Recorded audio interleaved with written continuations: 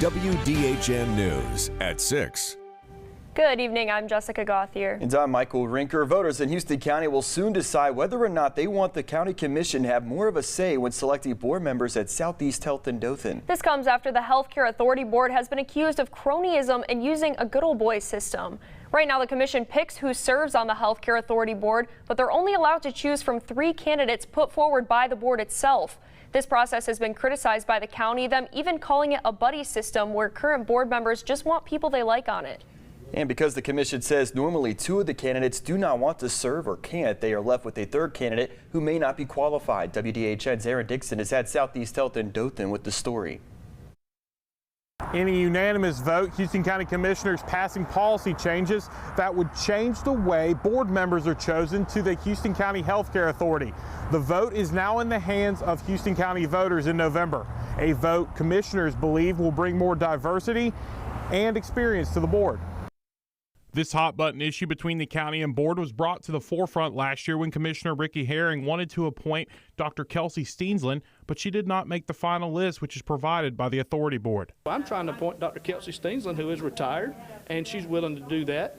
Currently, 12 out of the 13 board members are appointed by the commissioners through the Houston County Healthcare Act, a law that has been in place for over 40 years and is intended to prevent potential appointees from currying favor with elected officials. The commissioners agree with the appointment of a few of the members, but they still want the board to be more diverse and represent the people of Houston County.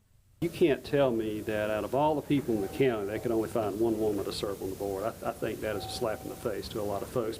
Under the proposed changes, the commission will look for competent, ethical, successful, and community-involved people who have past medical experience. The candidates picked and screened by the commission would then meet with the board, and the board would then talk to the commission about how the meeting went to then pick the best candidate. Well, the appointment process is not something that we're going to take lightly. We don't take lightly anyway. As you can tell, we're fighting for that now, trying to make the appointment process to where it needs to be.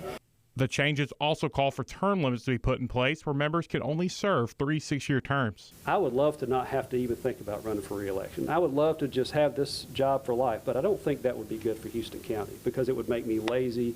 It would make me to make decisions without really considering the public. Everybody has to be accountable to somebody. Things just work out better that way. Southeast Health officials say they are disappointed in Houston County Commission Chairman Brandon Shoup's attempt in an email to impugn the character of the current authority members for political gain. Later saying Chairman Shoup's email contains inaccuracies, bias, and presents a one-sided, sensationalized position as he works to influence voters. The full statement can be found on our website.